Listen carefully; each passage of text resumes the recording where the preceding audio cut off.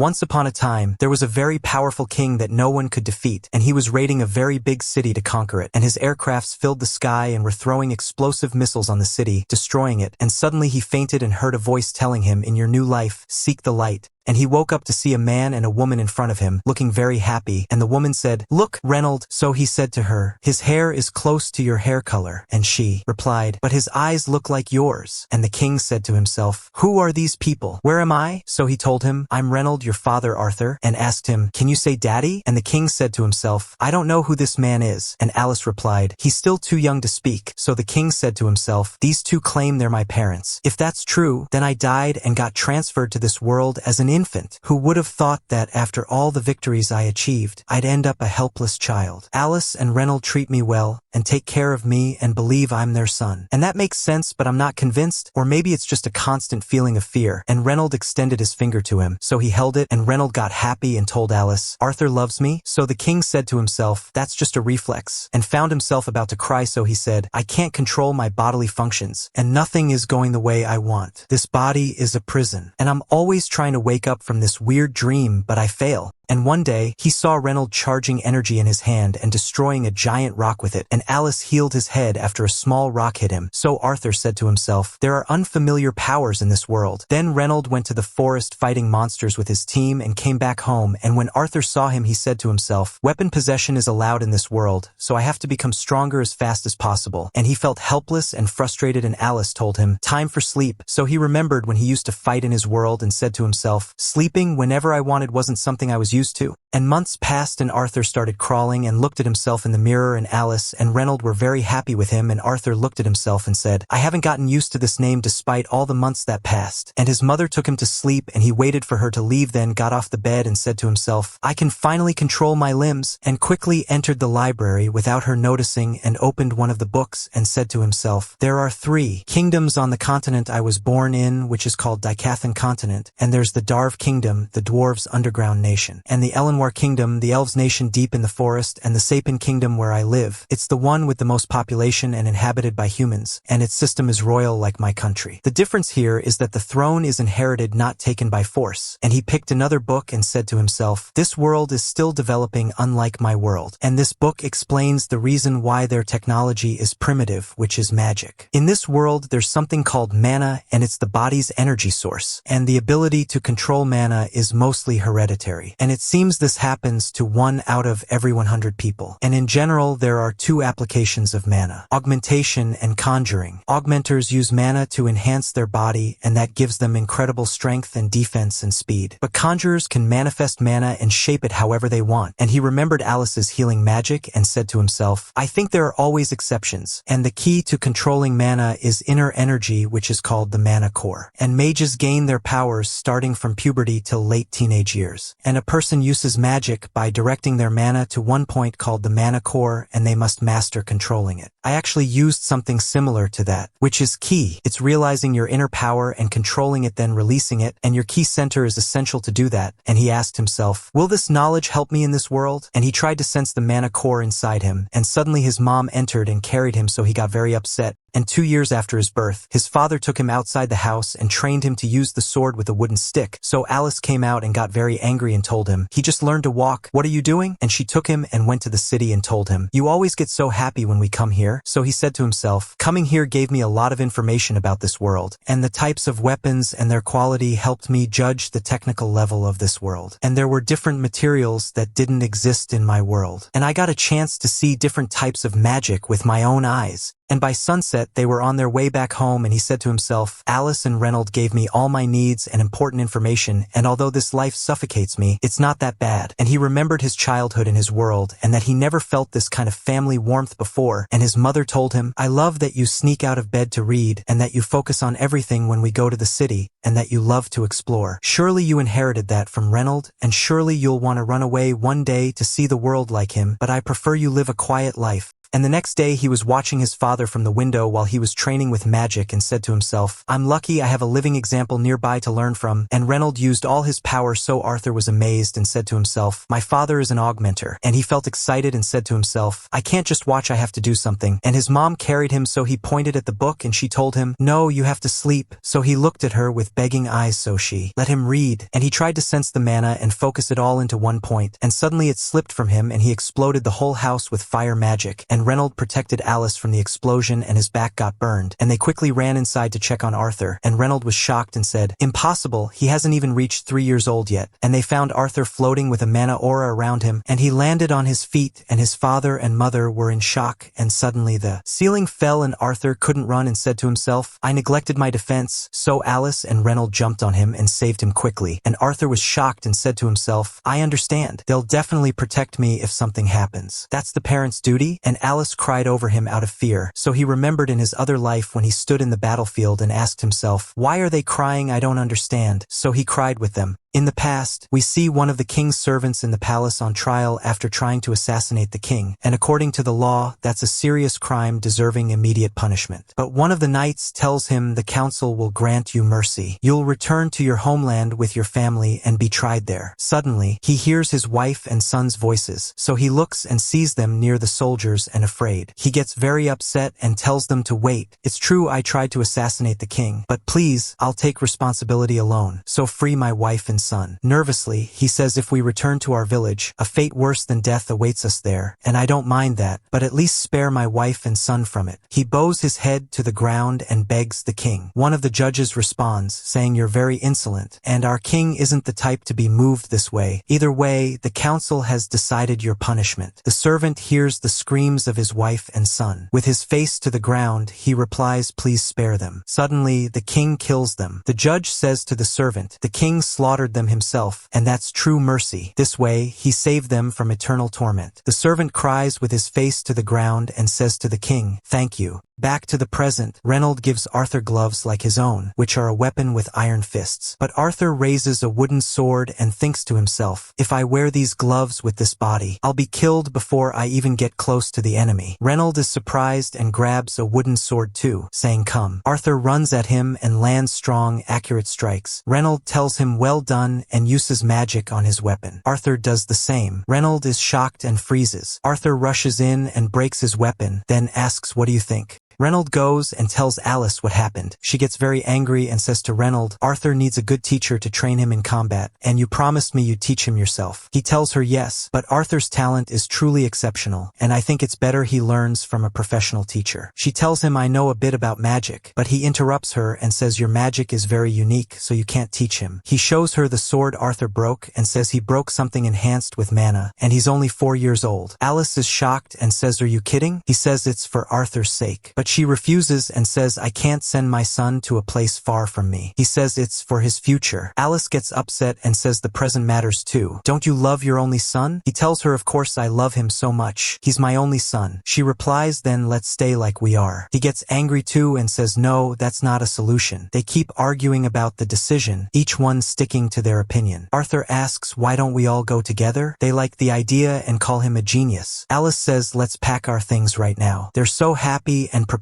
for the trip joyfully. Arthur finds them strange but smiles and enjoys their behavior. The next day, 2 carriages are waiting outside their house. Reynolds tells Arthur to introduce himself to the adventurers working with him. Arthur introduces himself. One of the adventurers tells him we've met before, but you were younger, so I doubt you'd remember me. But Arthur does remember and thinks to himself these are from the Twin Horns party. Reynolds and Alice used to be members once, and this adventurer should be Adam Crench. The second adventurer introduces herself as Angela Rose. Then Darden Walker introduces himself and greets Arthur. After him, Jasmine Flamesworth and finally Helen Shard. They start their journey, and on the road, Alice asks Arthur, this is your first trip. You should be enjoying it now, right? He says yes and thinks to himself this carriage is a very old means of transport compared to my previous life. He remembers the modern planes he used to own and thinks to himself, but it's not that bad, because I feel warmth with this family. He thinks it seems we're heading to a city called Xiles, and I'm excited, but there's a problem we'll face, which is this world is never safe. A pack of wolves appears and attacks them. Jasmine kills most of them quickly. Arthur is impressed by the adventurer's strength. He sees Reynold killing a wolf with his fist. Adam stabs the wolf charging at him. Then Helen finishes one with an arrow. Darden uses earth magic, and Angela uses wind magic to finish the rest. Arthur thinks to himself, I get it. Adam, Helen, and Jasmine are enhancers, while Angela and Darden are mages. Amazing movements. I need to join the fight soon. At night, they set up camp to rest, and Alice notices that Reynolds' hand is injured. Before she treats him, the rest of the adventurers stand around them ready for any sudden attack so Alice can heal him. Arthur thinks to himself Alice has the ability to heal, and that's a special magic called the emitter, and the rare nature of this kind of magic makes them unable to use this power in public. Simply, they're always an easy target for enemies, and that's the reason Reynold and Alice stayed hidden at home to hide Alice's power. After she finishes, Adam says to Reynold, I want to loosen up before I sleep. So can I fight Arthur? Arthur is surprised and looks at him. He notices they're worried, but no one stops him. He wonders with surprise, did they forget I'm still only 4 years old? Adam enhances his spear with mana. So Arthur charges his wooden sword with mana and shocks everyone by channeling mana into his leg. With incredible speed, he runs toward Adam and vanishes from his sight, reappearing behind him, but his foot slips off the ground and he barely catches himself. He engages in combat with Adam, and they block each other's strikes until Adam sends him flying. Arthur thinks to himself this body is very light, so it's natural this happened. Angela catches him with wind magic and softens the impact before he lands. Helen mocks Adam and says, didn't you say there's no such thing as retreat in your dictionary? He replies this is a little monster and asks with surprise what kind of training did he go through to become like this. Arthur lifts his head and finds Jasmine in his face and gets startled. She asks him, how did you do that? Teach me. He thinks to himself, I know this type of person. They'll never rest until they achieve their goals. The next day, they continue their journey and train together. Arthur gains experience from them and learns their skills like aiming. He teaches Jasmine, as she asked him, how he charged energy into his leg and became that fast. Over time, he notices she's getting closer to him. One day, she tells him, I heard today is your birthday, so I got you a gift, and she gives him a small dagger. Everyone is surprised by her behavior, but they're happy. Before they continue their journey, Arthur notices Alice acting strange, so he asks her what's wrong. She tells him, I'm fine, but he feels worried about her. They keep going, and suddenly they stop because a volley of arrows was fired at them. Adam and Darden get down and find a group of bandits. Angela blocks the arrows with wind magic. The bandit leader says leave the woman and the child. If you injure them, their price will drop. Arthur thinks to himself, why must people like them exist in every world? The bandits attack all at once. Darden uses earth magic to block their path. Reynold takes down most of them. Helen covers his back with arrows. Quickly, Adam and Jasmine try to resist them, but their numbers are too many. Arthur thinks to himself, in terms of individual strength, we'd win, but there's always power in numbers. Reynold takes a strong hit that knocks him into the carriage, breaking it. The bandit leader approaches Arthur and Alice, and Reynold tries to protect them, but his injuries are serious. Alice gets scared for him and wants to heal him and says don't move. He tells her it's just a scratch, and they must not know your power, so you can't heal me. He says to Arthur, take your mother away from here. But Arthur gets angry and says, no, I'll fight too. I have the strength to do this. Reynold replies, use that strength to protect your mother, because she's carrying a child. Arthur is shocked and understands her strange behavior. Reynold continues and says, that's why I'll count on you, big brother. Arthur charges energy into his leg, and the enemy leader approaches. Arthur takes Alice and runs fast. Reynold attacks the leader, but he blocks it easily and says you're weak. Reynold tells him sorry, I'll do what I can now. Arthur blocks the bandits, and Jasmine and Adam protect them so they can escape. Helen protects them from afar with arrows. Arthur remembers the past and thinks to himself, I once stole many lives. Now I run so mine won't be stolen. He remembers the servant who lost his family after trying to assassinate. Suddenly, one of the bandits uses wind magic. Arthur pushes his mother away and takes the hit. He's about to fall off the mountain but says to himself, I won't let you live, and throws the dagger tied with string, catching the man's leg and pulling him down with him. Angela and Darden try to save him but fail. Arthur thinks to himself, what is this strange feeling? There's only emptiness in my hands, but I still feel my heart is full. I think I now understand the servant's desire when his family was killed and what came from his heart. I understand their tears for the sake of protecting family. They don't feel regret for losing their lives, but the moment they can't see their family, they begin to cry. Happiness and sadness come together, and that's what I chose. He remembers he was going to be a big brother, and Arthur cries, saying I wished I could.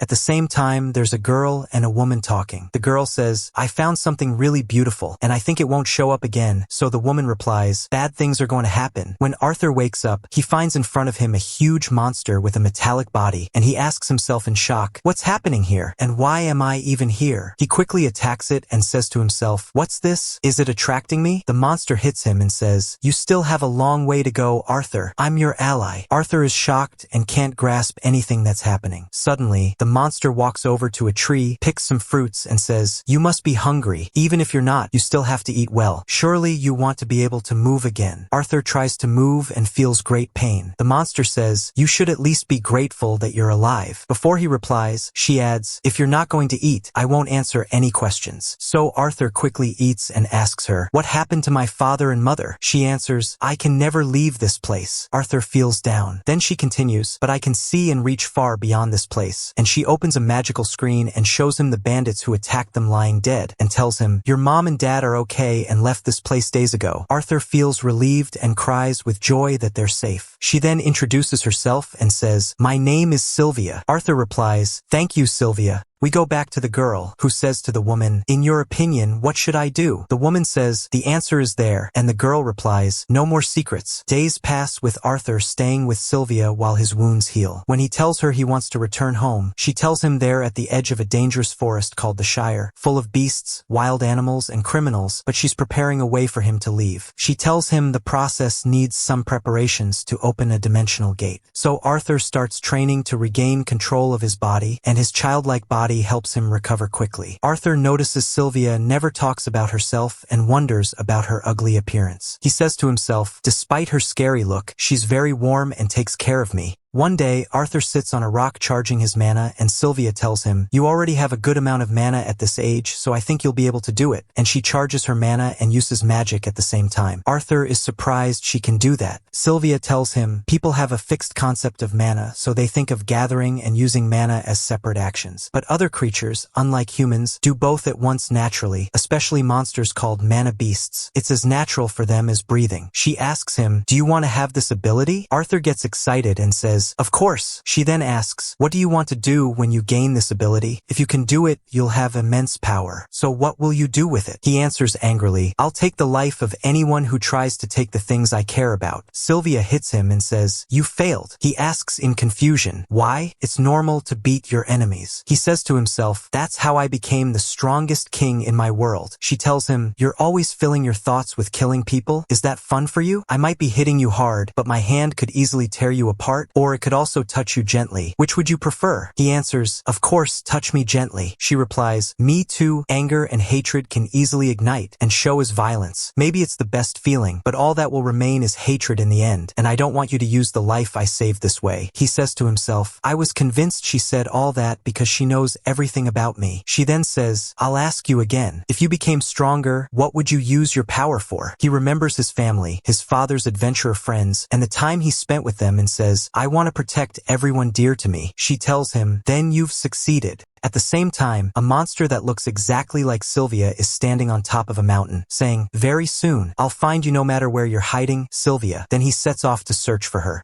We go back to the past with King Grey, who is Arthur, going to the Parliament office, and Marlin, the office's owner, is surprised by his sudden visit but welcomes him. Arthur thinks to himself, I was just a king in name. The Parliament held the real power in a world suffering from resource shortages and declining birth rates, and the king's only role was war or merely a tool for violence. Marlin says, you're a great man who won many wars and brought wealth and honor to the country. Then he asks, why are you here, if you don't mind me asking? The king turns his back and walks away.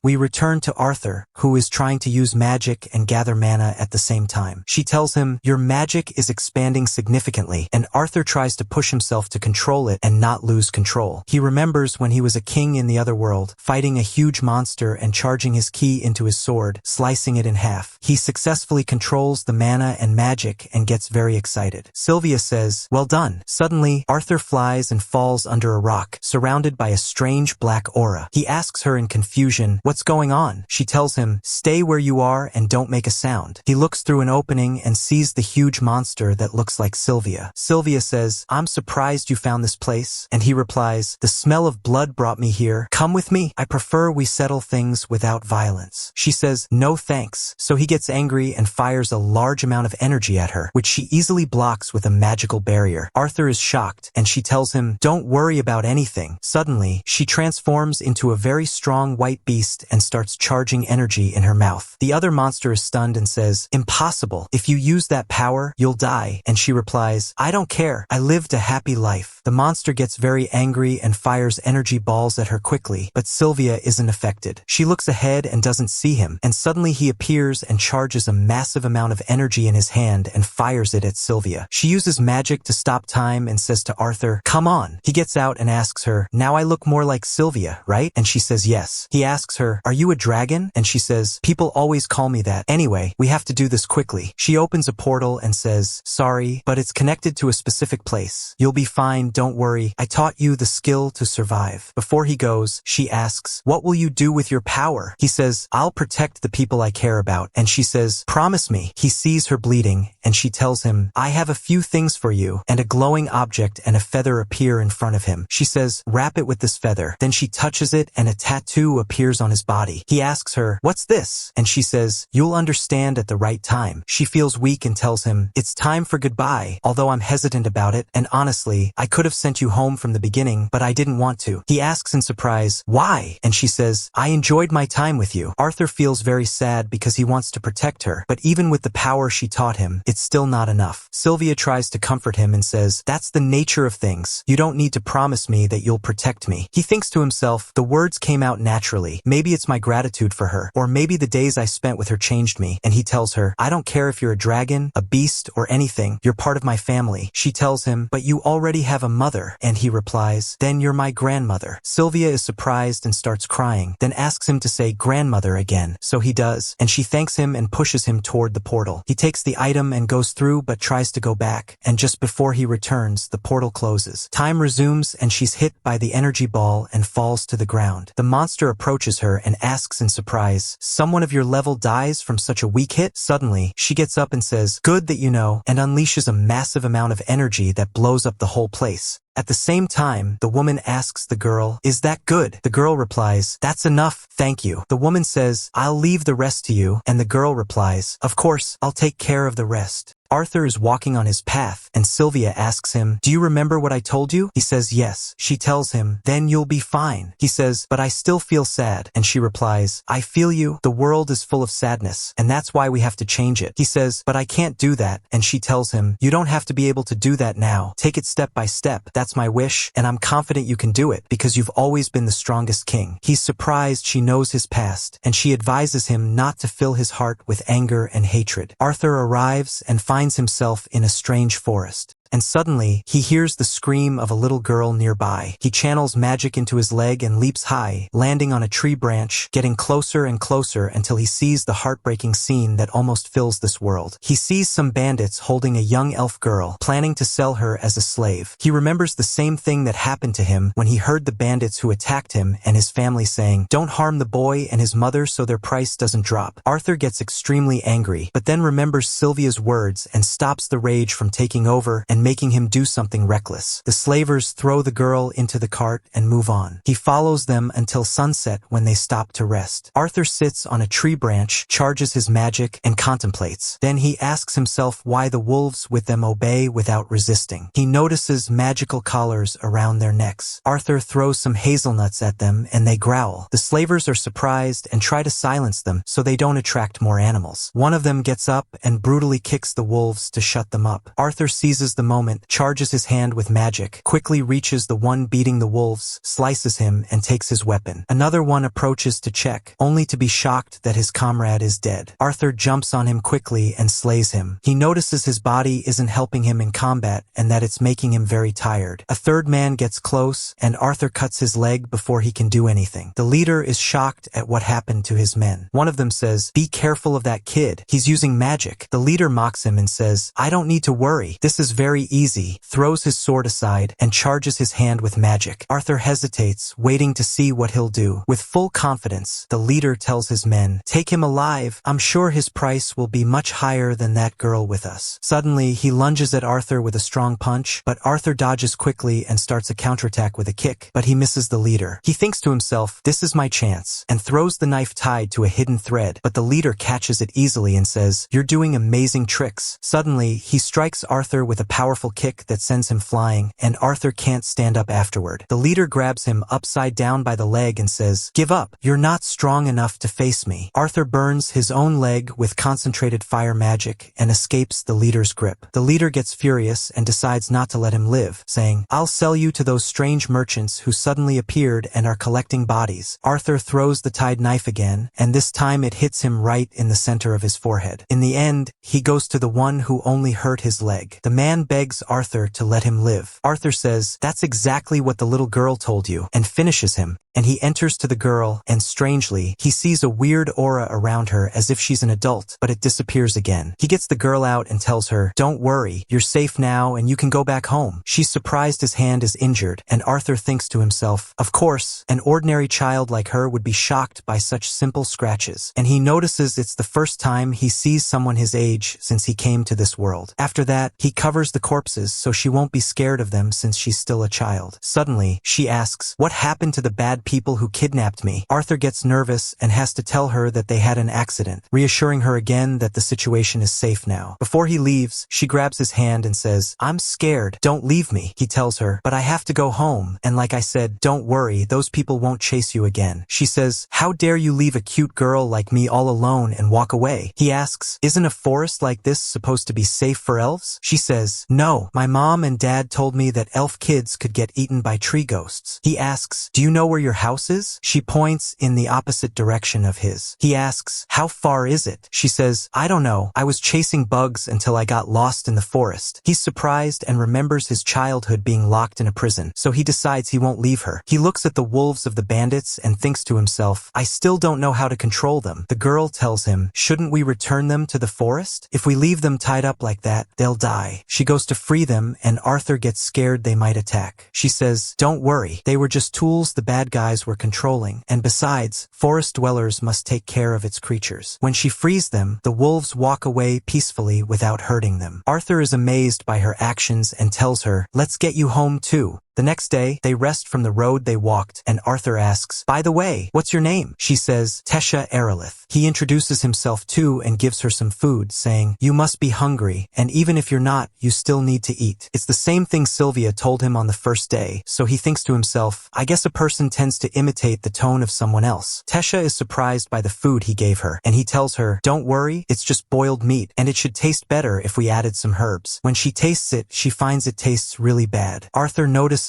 that when he used to eat, he only cared about nutrition. Then Tesha asks him, "Why did you come to Elris Forest?" He tells her, "I was with my family but got separated from them." He asks her, "What's life like in the Elven Kingdom?" She replies, "Life is really fun in the kingdom of Elenwar." They keep walking, and she tells him that her parents are always busy, so she spends most of her time with her servant and grandfather. Arthur notices the path is longer than expected and that there are no clues leading to Elenwar. Suddenly, he sees glowing lights hovering around Tesha and is surprised. Tesha tells him, "They look nice, right? There are a lot of them in Elenwar." Arthur is surprised by her childish behavior while she plays with them because he never lived his childhood as a kid. Then she tells him, "When I awaken my mana, I think I'll train under a teacher." He asks, "Did you register with a teacher? Or do you have a school system in your kingdom?" She's confused by the term school system, so Arthur changes the subject. Strangely, he notices a wolf is following them. At night, they hear the wolves in the forest, and Arthur thinks to himself, "Those are the wolves we released. I should have killed them back then." He tells Tesha, "You need to sleep. I'll be here guarding the place." Then he thinks about the events of the day and asks himself, "What exactly does Sylvia want me to understand by sending me to this place?" Tesha comes out and tells him, "Are you sure you don't want to sleep?" He tells her, "No, don't worry." She says, "But you're a child, and if the ghosts see you, they'll come here." He realizes she's scared and decides to guard from inside, so she'll feel safe. Suddenly, she falls asleep quickly, and he's surprised.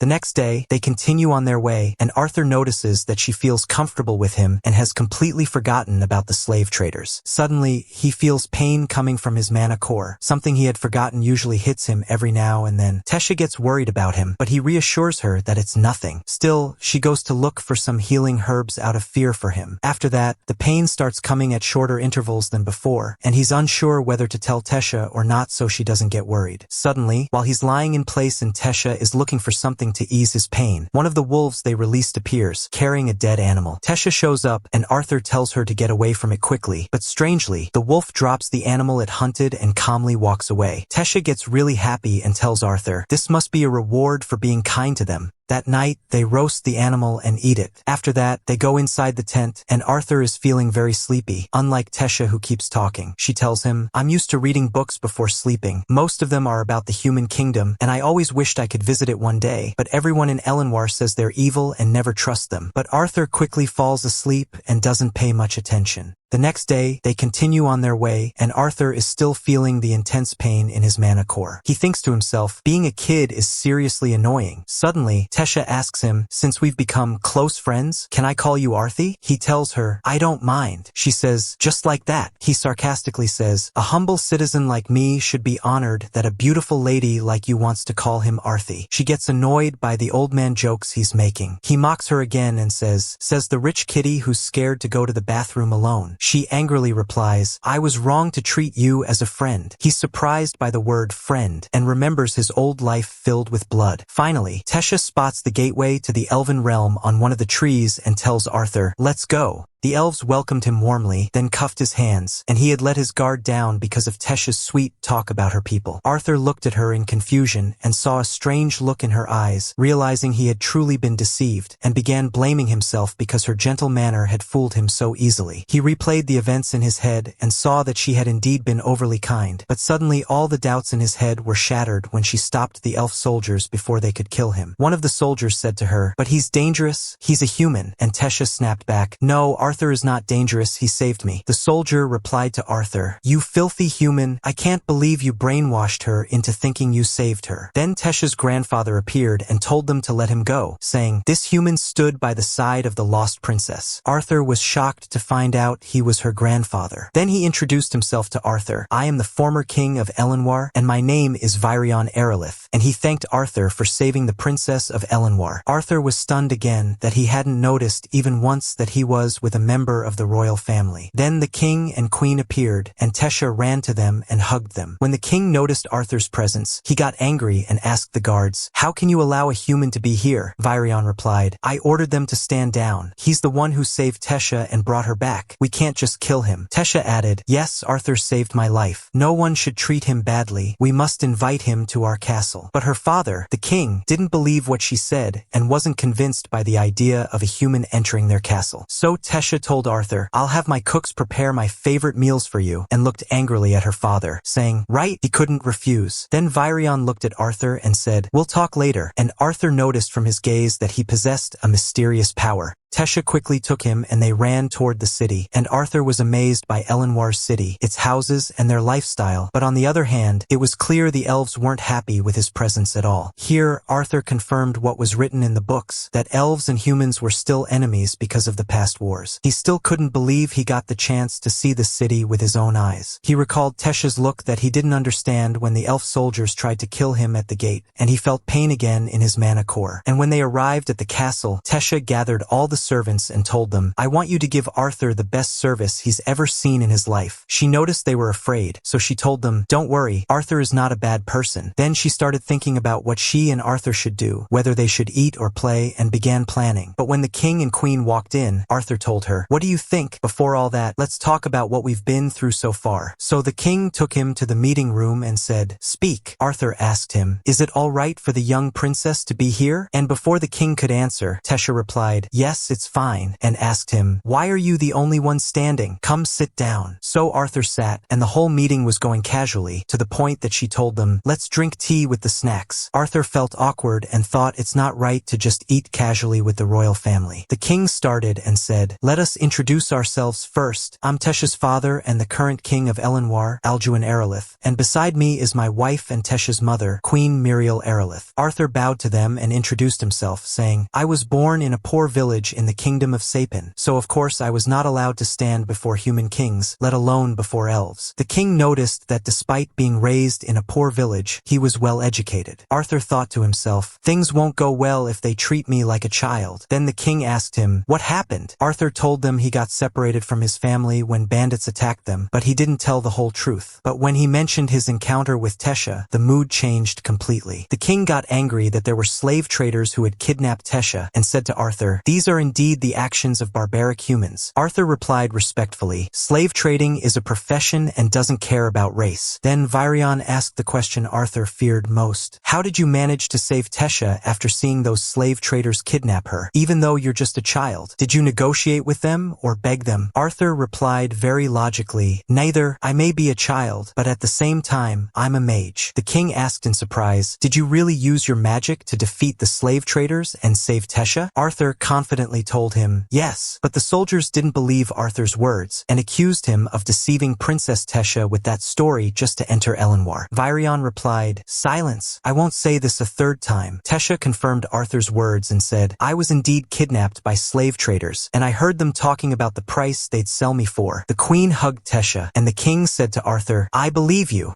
Arthur thanked the king and told him, as I said to your majesty, I was attacked while I was with my family by bandits and got separated from them, and all I wish for is to return to Sapin to be with them. The king replied angrily, impossible. Are you saying that as a reward for saving Tesha's life, you want us to send you back to Sapin? Arthur answered, yes, with all due respect. The king said, you do know that elves are enemies with humans, yet you're asking us to return the favor to a human? Arthur replied, and that's exactly why I'm asking. It's hard to believe that elves, who hate humans and call them barbarians, would act like humans. Virion mocked Alduin because Arthur put him in a difficult position. The king replied, but the wound between humans and elves isn't something that can be erased that easily. Tesha stood in front of him and looked at him angrily, so he had to change his mind. He told Arthur, the teleportation gate that leads directly to the kingdom of Sapin only opens once every 7 years after a meeting with the 3 tribal leaders, and it will open again in 5 years. Arthur felt hopeless because that was a very long time. The king continued, but we can't let a human live among us for such a long time, so I'll assign one of the soldiers to take you back home. Suddenly Arthur felt much stronger pain in his mana core. After that, he went to his room to shower, thinking about what to do about the pain that kept getting worse each day. He went out to the balcony and found the night sky in Elenwar beautiful, and it soothed his pain. But he thought to himself, I can't just leave like this before I know the reason behind this pain. He saw Tesha with her parents enjoying their time, and he wondered whether Reynold and Alice were safe or not. Surely they survived that attack. He asked himself, will they smile at me like the elves in front of me if they see me again? Tesha noticed that something was bothering Arthur.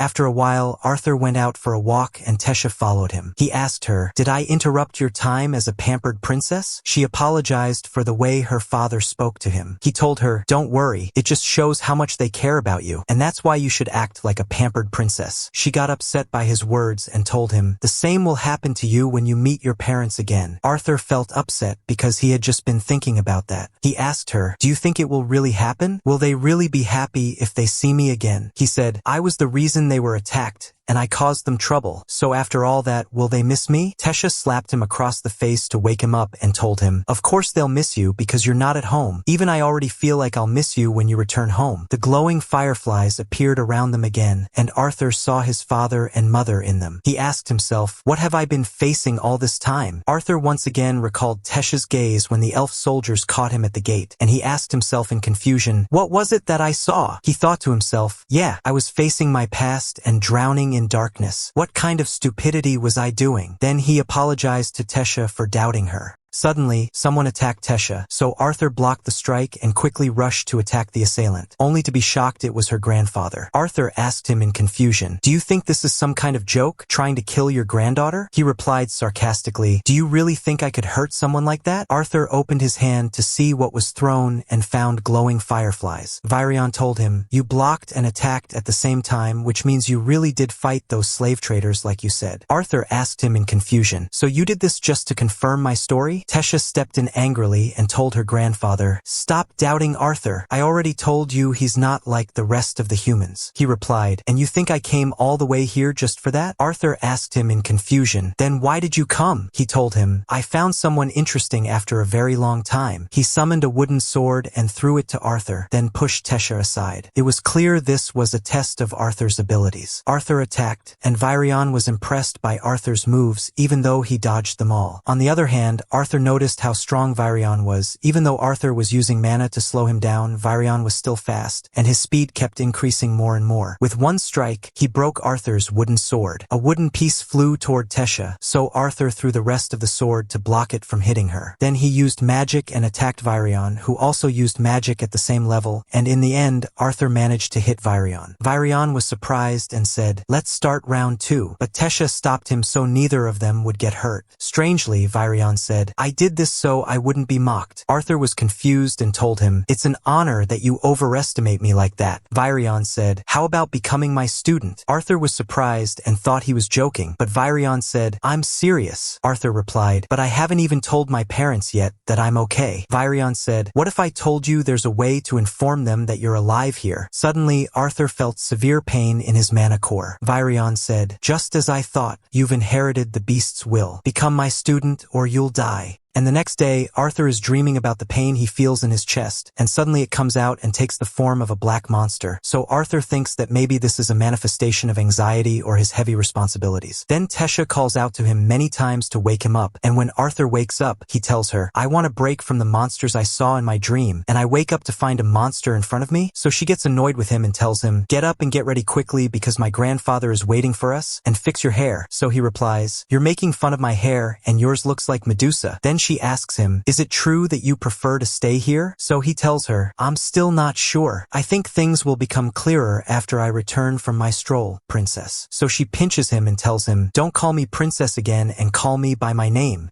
And when they leave the castle, they find King Alduin begging Virion because no human belongs to the land of Elenwar, as this goes against their traditions. So Virion replies to him, "I respect this child and have good feelings towards him." Then Tesha interrupts them angrily and says, "Arthur saved me," so her father says, "and I thanked him for that." And Virion silences them and tells Arthur and Tesha to ride the carriage with him. On the way, Arthur asks Virion, "How long will it take until we reach your friend, Grandpa?" Virion is surprised that he called him Grandpa, so Arthur replies, "My stance might change depending on the coming events." So he replies, "And I will make your wish come true." And Tesha falls asleep on Arthur's shoulder, so Virion tells him, "Tesha woke up early today. She came asking about your future and is very concerned." And then he puts his hand on her face and tells Arthur, "As you can see, because she's the only heir to the throne, she grew up in a very isolated environment, and from adults to kids, she was betrayed by many of her friends, which led her to build a wall around herself and keep her distance from them. And generally, I noticed that she becomes very happy when she's with you. I haven't seen her smile like that before, and I thank you for that." So Arthur is surprised that Virion could thank an ordinary child, and he feels like he might be able to trust him. And when they arrive at the door of Virion's friend's house, Arthur thinks about what kind of person would make the former king travel all this distance to visit him. Suddenly, Virion kicks the door and says, "I'm here, you old hag. Come out quickly." So she opens the door and says, "I can hear you just fine without you yelling, you foolish old man." Then Virion introduces them to her. This is an old friend named Rinia Darkasson, and she is a distinguished sorceress. Arthur thinks that she's like Alice, his mother. Virion tells him, "She will definitely do for you what you want." So Arthur bows respectfully and tells her, "It's an honor to meet you." So she says, "Don't stand outside like that. Come in. We'll begin right away." When they enter, they find a very large library and many books, and Arthur wonders how she will help him. So he tells her, "To be honest, Grandpa Virion said you would help me by binding me to my family." Rinia laughs when she hears him say Grandpa and says to Virion, "You're too lenient with him." Then she tells Arthur, "Look into the water in this bowl and focus all your thoughts on your family and think of every detail about them." And she begins to use her magic and tells Arthur, "Go talk to them the moment you see them." Arthur begins to imagine Alice's appearance, her shiny red hair, her skin slightly sunburned, and her warm, kind aura that was always worried about him. He remembers her thin eyebrows that were close to each other. Then he thinks about his father's appearance, with his blue eyes and strong gaze. And despite his calmness at home, he has great charisma in the village as a leader and warrior. At the same time, Alice is preparing the food and placing it on the table. Reynolds tells her the food looks great, and she replies, "I know you love it." And she remembers that Arthur loved it too, and that today is his birthday. She remembers the day Arthur fell off the cliff and how she screamed for him while they tried to stop her from going to search for him. And when Reynolds' friend hit him because of what happened and how he involved Arthur in it, then they continued their journey and Reynolds got promoted and they moved to another house. Reynolds tells Alice, if I hadn't told him to protect his mother and the baby in her womb, then they both start crying, and suddenly they hear Arthur's voice calling them. They get up in shock, not believing it's him. Arthur tells them, I'm fine, I'm still alive. I'm in the land of the elves, the kingdom of Elenwar. I'm speaking to you now through special magic. I'm sorry, I wanted to return as soon as possible, but I can't. Something is wrong with my body and I need to fix it, but it's not something serious, so don't worry. I'll come back right away when I recover, and please don't blame yourselves for anything. Alice becomes very happy and starts crying, and Arthur continues, I don't know when I'll be able to speak to you again, but don't worry about me. I love you, and they hug each other happily, and Arthur's eyes tear up too, feeling reassured that they are okay, and he promises himself not to make them that sad ever again. He wipes his tears and tells Virion, please let me be your student. And then Tesha goes to her father and speaks angrily. I told you Arthur saved me twice, and if we expel him from our land now, they will think that we elves are a bad people. So her father agrees to let him stay and tells her, but if any problem happens, then Virion interrupts him. Like Tesha told you, I'll train Arthur myself, spread the news across the whole kingdom, and I'll take responsibility for everything. Then Alduin apologizes to Arthur and tells him, my long stay on the throne made me stubborn and old-fashioned in thinking. So Arthur tells him, it's okay, and Alduin continues, you saved my daughter and became the first student of my father. Allow me to welcome you properly. And the queen also tells Arthur, please accept our apology and consider this place your home. Arthur stays silent and wonders about the reason behind this sudden change. And when he thinks about it, he understands that the king is weak in front of his father and daughter. The king extends his hand to shake Arthur's, and Arthur tells him, it's an honor, your majesty. And Tesha interrupts angrily and tells her father, wait, if you're really sorry, let him play with me outside the palace. I want to take him on a tour. And indeed he agrees, and Tesha takes him right away to the land of the elves, and she's very excited. Arthur looks around and finds many things catching his attention. With excitement, Tesha tells him, quick, we need to catch the bazaar before they sell out all the snacks. And on their way, Arthur accidentally bumps into one of the elves, who says, you're contaminating me with your germs, human, and just because Virion likes you doesn't mean you're one of us. And some other kids support his words and tell Arthur to get out of here. Tesha tells him, ignore them, they don't deserve your attention. So Arthur smiles and thinks to himself, it seems the mischievous side of me is awake. And the boy says to Tesha, I really admire your kindness, princess, but being with this human will harm your reputation. Allow me, I'm Ferith Ifsar too, to accompany you. So she tells him, no thank you, and Arthur tells him mockingly, wait, you're Ferith Ivysaur? Which annoys Ferith because he pronounced his name wrong, and Arthur continues sarcastically, I can't believe I didn't notice a genius like you. Let me show you proper respect next time. And he takes Tesha and walks away while Ferith fumes with anger. Then he calls out to Arthur again and tells him, don't think I didn't notice that sarcasm. And Arthur thinks to himself, what? I really thought he wouldn't get it. And Ferith continues, as a member of the Ifsar family, I challenge you to a duel. So Tesha replies, what are you thinking by challenging Virion's student? Even if you're a noble, you should know your place, Ferith. Ferith answers, with all due respect, princess, but my father told me never to allow anyone to insult my pride. And he points at Arthur and tells him, it's up to you. Will you accept the duel or run from it? Just know that your choice might bring shame to your teacher. Arthur is confused. A duel? Is that really what he's challenging me to? Isn't that supposed to be a serious matter in this country? And he looks around to see everyone watching. Then Ferith says, I'll take your silence as agreement, and Tesha will be the judge. Tesha asks Arthur, are you sure? And he says, yeah. Tesha announces the start signal, and Ferith rushes at him confidently and says, get ready to lose. And with one punch, Arthur knocks him to the ground. Arthur is surprised that it ended so quickly, and Tesha tells them, I knew this would happen. I warned him, and she grabs Arthur and runs. Arthur thinks that he's becoming more and more attached to Tesha. They go get the snacks, then head to the library, then wander around the shops. Everyone looks at Arthur with disdain, but Tesha glares back at them with anger. After that, Tesha asks Arthur, "Your training starts tomorrow, right? Are you excited for it?" And he says, "Yeah," but she senses that something is bothering him. Arthur remembers when Virion told him, "To be honest with you, my training is extremely tough, like being dipped in boiling oil, and you chose to stay here without your family's support. Life demands effort, but if you can endure it, you'll see incredible results. So I'll ask you one last time, are you sure you want to begin this?" And Arthur answered him without hesitation, "Yeah." So Virion told him, "Forget about the pain in your mana core for now." Then he tells Tesha with excitement, "I can't wait. I've been through a lot before coming here, training with my family and many fights along the way. I'm excited for all of it. I'll be the one to choose my future." So Tesha gets excited too and tells him, "Then I should work hard as well." Arthur asks her, "For what?" And she tells him, "For everything. I'll work on myself so I don't fall behind you."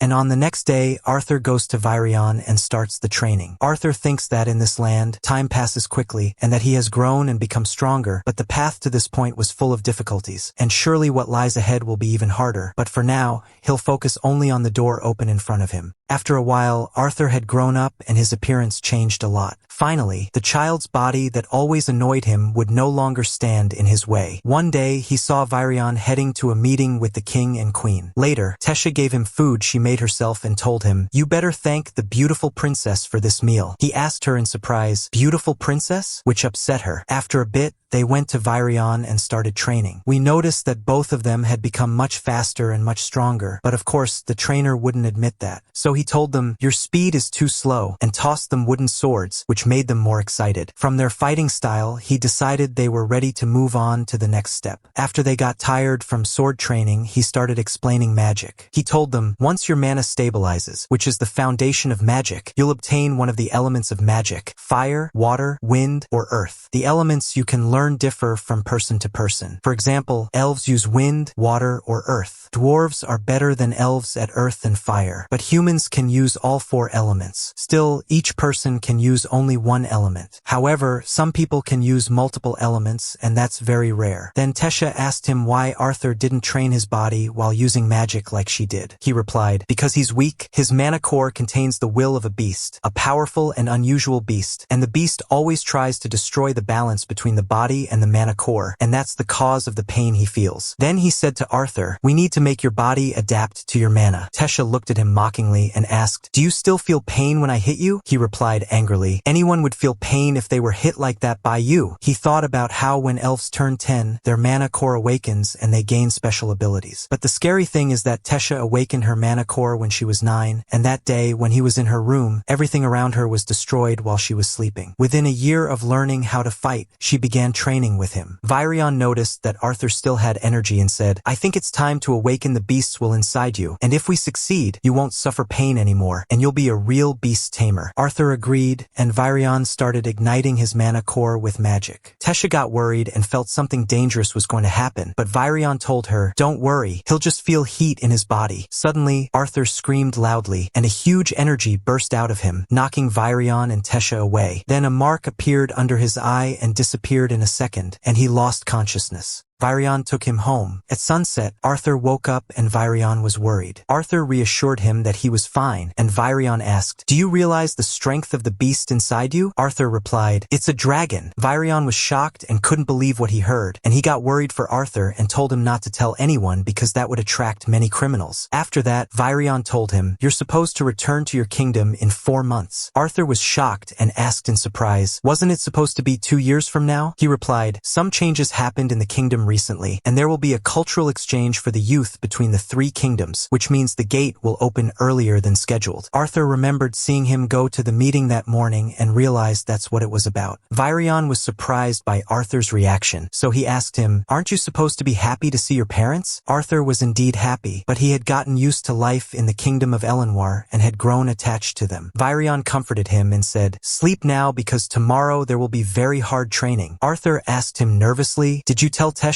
He replied, "I'm sure the news has reached her by now." On the other side, Tesha had heard the news from her father and mother and was in shock. That night, Arthur was thinking sadly about what he had heard, and suddenly, the egg Sylvia gave him hatched, and a small black and very cute dragon came out. When Arthur picked it up, it bit him, and a strange mark appeared on his hand. Suddenly, he found himself understanding the dragon's language. He mocked him and said, "At least you should call me Dad." He decided to name him Sylvie to make it close to his mother Sylvia's name. He really liked the name, and Arthur started wondering how his parents would react when they saw him, and he fell asleep. The next morning, Tesha came in to wake Arthur up and screamed when she saw Sylvie. Arthur woke up startled and found her playing with him. After that, they went to the forest and Tesha said to Sylvie, "Come here, I won't bite you." Arthur replied mockingly, "Stop acting like a predator hunting its prey." When they arrived to Virion and he saw Sylvie, he was terrified, and the shock gave him chest pain. He said, "I'm going to die faster because of this huge scare." After Arthur explained that Sylvie came out of the egg Sylvia gave him, Virion replied, "No one would believe dragons exist, so just say it's a rare mana beast." Then he said to Arthur, "Now that you've become a beast tamer, you need to train the beast core and the mana core, and there's nothing better than real combat to train the mana core." Virion charged his energy, and a strong black aura surrounded him. Suddenly, he transformed into a beast and approached Arthur, then vanished. Arthur raised his hands and surrendered because the beast's appearance shocked him. Virion returned to his normal form, and Arthur told him, "Your movements were excellent, but I couldn't sense your presence at all." He explained that the Shadow Panther technique allows him to control wind wonderfully, and also control sound, which is very high-level magic. He told him, "But it's not as powerful as you think. It also consumes a lot of energy." After days of training, Arthur reached the level of mastering the beast's will, and that was because he became able to use the beast's power. The pain he used to feel in his chest disappeared, and his body became well-trained. Still, he spent his free time like any normal kid. One day, he and Tesha went to the market, and they bumped into Virith again. With arrogance, Virith told him, "Isn't this the human kid named Arthur?" Arthur embarrassed him and asked, "Who are you?" Virith got angry and said, "I'm the noble who challenged you to a duel and lost because of a stupid trick, and I'll make you remember now. Duel me again." In less than a second, Arthur had already defeated him. The other elves mocked him for losing that quickly after the arrogant way he spoke and his overconfidence. Tesha reminded Arthur of his name, and Arthur was happy and reached out his hand to help him up. He said, "Glad to see you again." One of the elves embarrassed him with a question, "Are you doing all this because you want to be his friend?" Arthur asked them, "Are you also going to join the cultural exchange between the three kingdoms?" Virith replied, "Yes," and Tesha told him, "I still don't know if I'll join or not." Virith mocked her and said, "We don't want our weak princess to get lost again." Tesha got angry and knocked him away, so Arthur grabbed her and they ran away. He told her, "A princess shouldn't hit someone from her people. You need to act like a proper princess." He remembered what he used to do when he was a king before coming to this world and told himself, "I shouldn't be the one saying this." Tesha told him sadly, "You'll go back home, and you won't be able to join the tournament." Then suddenly she cried and told him, "Why do you suddenly get angry like my father?" and told him, "You're an old man," and ran away. That night, Tesha was in her room crying because she didn't want Arthur to leave. Arthur opened her window and asked, "What do you think about going to the forest?" And he put a glowing firefly on her ear, and she agreed. They went to the human realm forest. Tesha told him, "We promised them not to come here again." He said, "Don't worry, we'll run if we meet the kidnappers again." Then they saw the wolves Arthur freed the day he saved Tesha. She was happy to see they were okay. Then they camped in the forest. Tesha started to feel sleepy, but she resisted and didn't want to sleep. She asked Arthur about the human kingdom. He said, "I still don't know much about it either." She replied, "I wish you could live in Elenwar forever," and suddenly fell asleep. The next day, they were back in Elenwar, and Arthur was preparing to go to the cultural exchange event. Before he left, Virion gave him a compass so if he got lost, he could return to Elenwar again. Then he whispered to him, "Try to go to the forest late again." Arthur apologized to him. Then he noticed that Tesha wasn't there. The king and queen felt disappointed because she clearly didn't come because she was upset. When the gate opened, Tesha came running and fell on the ground. Arthur ran to help her up, and she told him, "You better eat well, okay? And take care of yourself." He replied, "I will. I'll miss you so much," and hugged her, and Tesha cried and said, "Me too."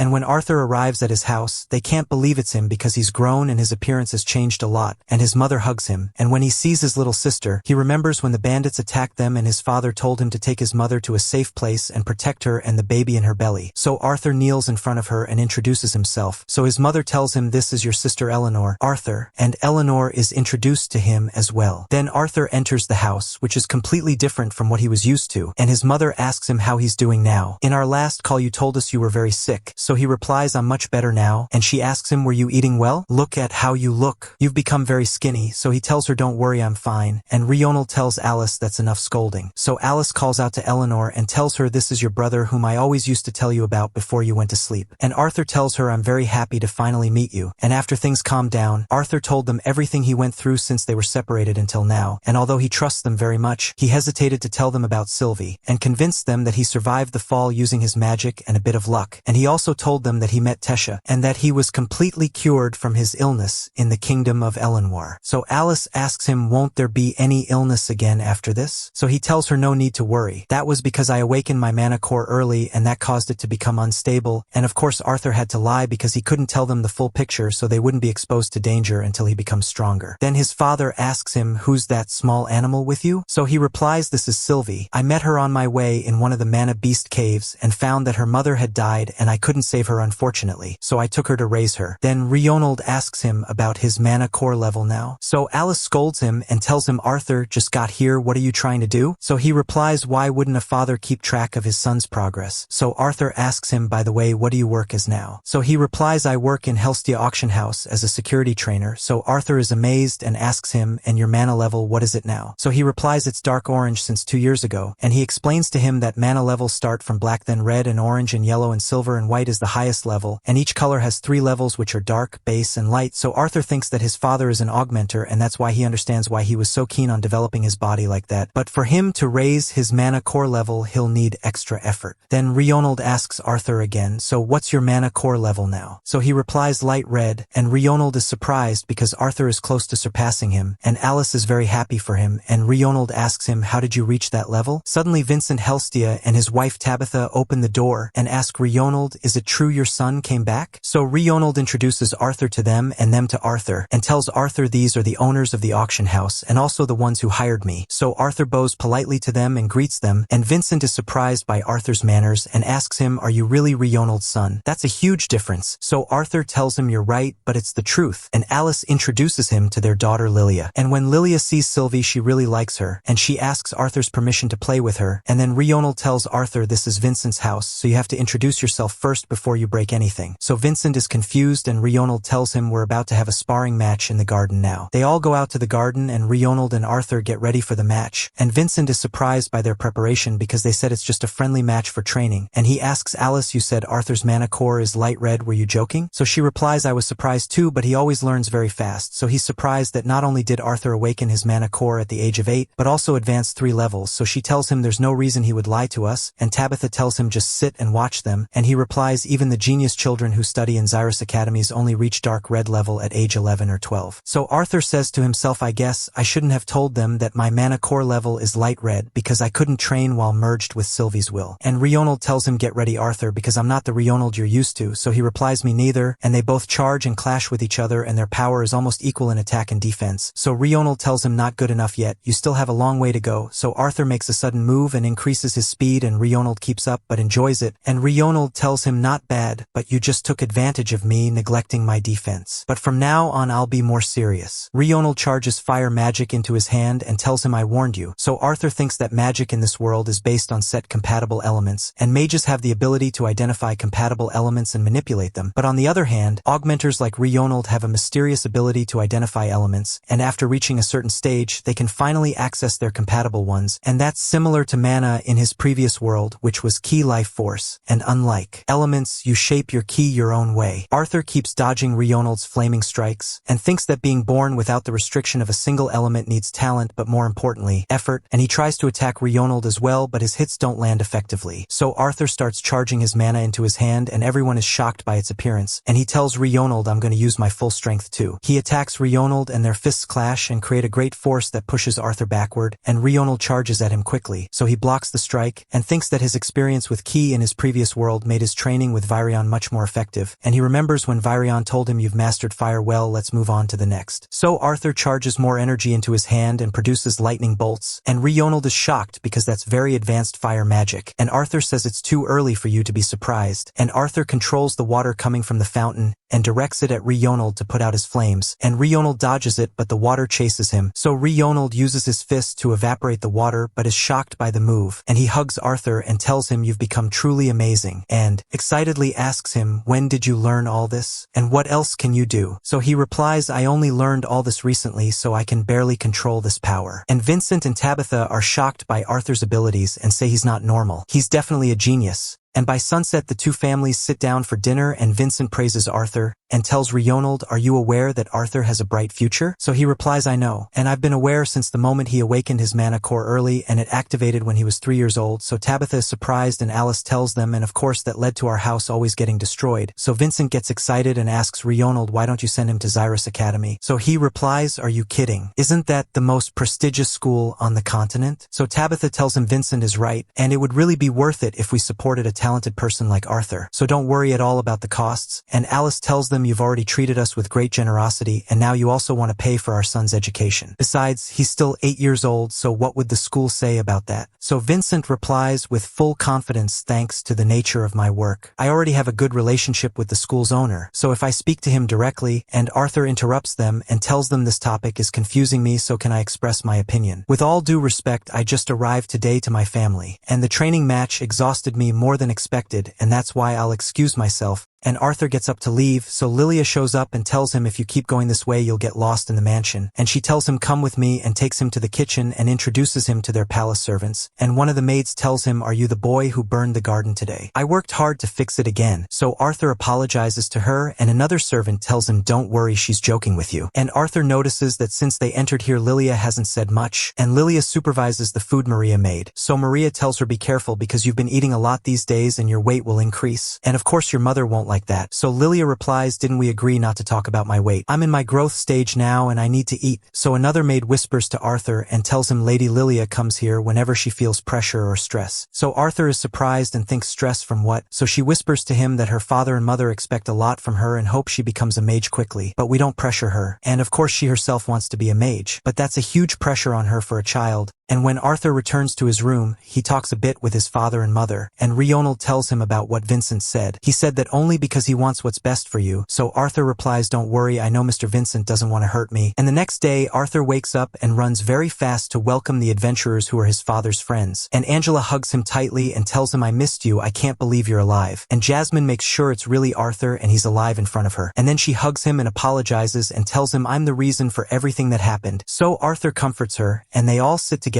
and tell him their adventure stories like they always used to do when he was a child. And Arthur thinks that he doesn't know anything about the kingdom of Sapin, and that the best way to learn about it is to become an adventurer like them. The next day, Arthur is training to hold a ball floating in the air from a distance, but it drops after a few seconds, and he feels frustrated because he wants to improve his power and protect the people he loves. Afterwards, he goes to clean Sylvia while thinking about the Helstia house and how luxurious and splendid it is, and he thinks that surely the auction house is very profitable for them. Then he remembers the servants telling him about Lilia's struggles and how her father and mother expect so much from her, so she's carrying that burden, but she still hasn't awakened her magic, and he feels worried for her. After a while, his mother comes in with Tabitha, and they tell him it's now his turn to get cleaned up, so they take him to a very fancy clothing shop, and the shopkeeper tailors clothes just for him, and when they see him, they're amazed by him. Tabitha tells him they also thought about taking him on a tour of the auction house next time, and Alice adds that the Helstia house is a grand and prestigious place to the point that even members of the royal family come as guests, so they couldn't take him there in the state he was in. Tabitha then decides to take them on a tour of the city of Xyrus. Eleanor holds Arthur's hand, so Lilia tells him that Eleanor used to hold her hand before he came, and he replies that she's just curious about her brother who just came back. Then Lilia tells him the new clothes look good on him, and he asks if she picked them, and she replies yes. Then they continue their tour and go to many other shops, and Arthur plays with his sister. On their way, Arthur sees a group of boys wearing matching uniforms, and Lilia tells him they're students from Xyrus Academy, the one he's going to join. Arthur notices they look like bullies, and she tells him yes, the people wearing that uniform act like kings here. When they get close to one of the shops, Arthur feels a strange but familiar aura, so he looks through the glass and sees colored orbs and is surprised. Tabitha tells him these are mana crystals, and Arthur is surprised how they exist outside people's people's bodies and can even be bought and sold. She explains that magic crystals are taken from mana beasts, and those who have these crystals can increase their magical power. Arthur thinks about how the elves didn't have these things and didn't rely on them. Tabitha continues explaining and tells him that one of them costs 100 gold coins. Alice tells him that they could live 250 years in the Helstia house with that amount, and Arthur is shocked by the price. Then Tabitha tells him they're planning to put some of them up for auction at the next event. Lilia tells Tabitha sadly that she wants one, but Tabitha replies, no, you haven't awakened your magic yet, and it wouldn't be like awakening it. Besides, we can't buy something that expensive for a child. Lilia replies that they have smaller ones at the weapon shop, and she really wants to try it, but Tabitha still refuses, and they continue on their way. Arthur notices that she's very upset and thinks that since he met her, he's noticed Tabitha doesn't want her to rush the matter. Suddenly she disappears from in front of him, and when he looks to the side, he finds her entering one of the alleys, so he follows her and finds her in the weapon shop standing in front of the mana crystals, thinking that she can buy one with her allowance. He asks her, and if you buy it, still won't make you awaken your mana core or use magic. She replies angrily that they won't know unless they try, and he grabs her hand before she touches it and asks her, and if it doesn't work? She replies that she's already tried so many methods until now, so she won't feel frustrated if this fails too. You don't understand anything because you're special and a genius. She pulls her hand away from him and bumps into one of the Xyrus Academy students and apologizes to him, but he looks at her arrogantly and disdainfully and asks her if she knows who he is. The shop owner comes out because he heard a commotion, but as soon as he sees the Xyrus students, he panics and tells them to take their time. One of the students ignites fire in his hand, so Arthur does the same and charges magic into his hand. But Tabitha steps in and tells them to stop what they're doing. The students ask her who she even is, and she replies, do you think you can harm a girl from the Helstia family? They're shocked when they find out they're the owners of the auction house and also major donors to Xyrus Academy. So they leave because if the director finds out about this, they'll get expelled from the academy. After that, they go back home, and Vincent hears what happened and is surprised. Lilia apologizes to him, but he tells her not to worry about anything, and he tells Arthur not to worry either. This won't affect his admission to the academy. Lilia asks him sadly, do you mean you want Arthur to join the academy instead of me? He replies that he didn't say that, so she tells him she'll never be able to use magic, and because of that, surely he wants to put Arthur there in her place. Tabitha tries to calm her down, but she cries and tells her father that she hates him. At night, Arthur goes to knock on her door to get her to come out for dinner, but she doesn't reply. One of the servants appears and tells him where she is, and Lilia is in the kitchen as usual because it's the place where she feels safe. She remembers when she was little, and her father told her about the academy and that she'd join it when her mana core activates, and since then, she's been waiting for that day to come so she can enter the academy and learn to use magic. But when Arthur came and she saw her father's attention on him and that he wanted to enroll him in the academy, she felt jealous and very upset because she thought he was replacing her with him. Arthur goes to her and tells her that her family is very worried about her, and before he apologizes to her, he thinks that sometimes apologizing can seem arrogant even if you don't mean it, but the idea is that when the owner faces someone who has lost something. But she beats him to it and apologizes and tells him sadly that she's jealous of him. You suddenly appeared and showed off your immense power, drawing all her father's attention, and she's the one at fault here because she's the one who can't use magic. Surely her father and mother are very disappointed in her now. Arthur thinks that this feeling is familiar to him, a cold feeling of self-doubt and guilt, and all of that pulls you into the darkness. He tells her that surely everything she said isn't true. You're always doing your best. When I was away from my family, there was a girl who told me the same things, and he shows her the fireflies he loves because Tesha used to love them. Then he tells her that her family knows she's doing her utmost, and her father's expectations for her are like Eleanor's. It's just that I turned out to be an unusual case who appeared out of nowhere. Lilia laughs at his self-mockery and tells him that she knows her father wants her to be a mage because he wants her to be happy, and that's why he donated to the academy, but she's the one who thought about the matter so selfishly. Arthur asks her if she really wants to use magic, and she's surprised. After a while, Vincent asks Arthur in shock, "What do you mean Lilia left the house?" He replies that it's because she wants to awaken her magic. I sent her to the place where I was to get the proper training for her. Alice asks him, "And where is that place?" He tells her not to worry, it's a very good place. Vincent replies angrily that this doesn't matter. Why did you send her there without getting our permission? Arthur replies that it was Lilia's wish. If she had come to you, she would have hesitated in her decision. Then Arthur hands them a letter from Lilia, and Vincent reads, Papa, Mama, ever since I couldn't use magic, I became useless to you, so no matter how many years I'll spend, I'll come back as an amazing mage. Take care of yourselves. And Vincent drops to his knees and says, I'm such an idiot. I thought that if she became a mage, she'd be happy in the future. She didn't have to be a mage. Even if she never learns to use magic, she'll always be my daughter whom I love. Arthur smiles and says, you heard it yourself, Lilia. Lilia comes in feeling embarrassed, so Arthur tells her, see, just like I told you. Lilia apologizes to them for lying, but Arthur says, no, I'm the one who should apologize for deceiving you all in a way that could have destroyed you, especially since I'm the same person who did this to his own family. Vincent replies, no, I'm the reason for all this, and he looks at Alice and Reynold and tells them, I'm the one who tried to force your son into the academy. I'm sorry. He also apologizes to Lilia and tells her, you don't have to enter the academy or become a mage. I'll definitely make sure you're happy. Lilia gets happy but tells him, I still want to enter the academy. Even if it's not soon, I still want to be able to use magic and become the mage who makes the people around her happy. They hug each other and encourage her for what she wants. Arthur tells them, I'm going to awaken the magic inside Lilia. He sits Eleanor, his sister, and Lilia in front of him and tells them the first step is breathing because mana is sensitive during breathing. He explains to them that they need to take a deep breath and exhale slowly, close their eyes while breathing, and keep going until they see a light in front of them. They keep going until Eleanor says, a beautiful light, but it disappeared. Lilia still hasn't seen any light so far. Arthur touches both of them and tells them you might feel a bit of warmth, but keep breathing, and he channels his mana into both of them. Lilia sees a light like the fireflies he showed her, and with that, she awakens her mana core through Arthur's stimulation. Afterwards, they all celebrate the occasion they've waited for so long, which is Lilia awakening her magic. At night, they go to Helestra's auction house, and Arthur is amazed by its massive size, as big as a castle. When they enter, Arthur notices the important people inside and the very expensive items being auctioned, like the mana jewels he saw in the shop. They see Reynold giving orders to his guards to secure the place very well, so Arthur is impressed and very proud of him. Then King Blaine Glader enters, along with Queen Priscilla, Princess Curtis, and Prince Kathleen. Arthur notices that people are cheering for him strongly and concludes that he's a very famous ruler. The auction starts by presenting a powerful sword, and the announcer says that mana was added to it, making its blade flow with electricity, becoming extremely sharp. Everyone gets excited and starts bidding gold for it. Arthur thinks about the idea of adding mana to weapons. Alice notices that he's fascinated by the items being shown and asks him, is there something in particular you like? He replies, even if there is, I can't afford it. Then he notices that SWLV disappeared suddenly, so he gets up to look for him. SWLV is standing in front of the mana jewels outside, upset by them, and a strange man appears in front of him. Arthur hears SYLV screaming. Meanwhile, a mana beast is also being presented at the auction. Prince Kathleen likes the beast and asks his father to buy it, so the king offers a huge amount that no one can compete with. At the same time, Arthur rushes to SYLV and finds that the person scaring him is one of the royal mages serving the king. He thinks that he can't cause any trouble with him, so he says, excuse me, could you leave him alone? That's my mana beast. The mage is surprised because he thought it was for sale and says, you're lucky, he's a very obedient beast, and Arthur tries to calm SYLV down because he's scared and terrified. Suddenly, the mage says to Arthur, leave that beast. I want him. I've been searching for a suitable mana beast for a long time. I can unlock his full potential and use it properly. Then he casts fire magic on Arthur and says, I'm asking you to let me make a contract with him. Arthur gets angry and asks him, and why would I do that? He replies, I'm a royal mage, and casts fire on him again, continuing, this is for the good of our country, and surely a kid like you doesn't understand what that means. Arthur realizes there's no point in arguing with him and turns his back. Before he walks away, the mage tells him, did no one teach you what it means to rebel against the king? I'll hold your family responsible for what you're doing. Arthur gets furious when he hears his family mentioned, and suddenly a dark energy with a pure killing intent bursts out of him, shaking the entire hall and shattering all the windows. King Blaine senses this energy, and the atmosphere around them turns blood red due to Arthur's power. The announcer chokes and can't breathe, and the guards gather around the king. The king tries to speak from the stage to whoever did this and says, who are you? Show yourself. On the other side, the mage is on the ground in front of Arthur, terrified by the energy that came out of him. Arthur feels he went too far and lost control of his emotions, so he quickly stops what's happening.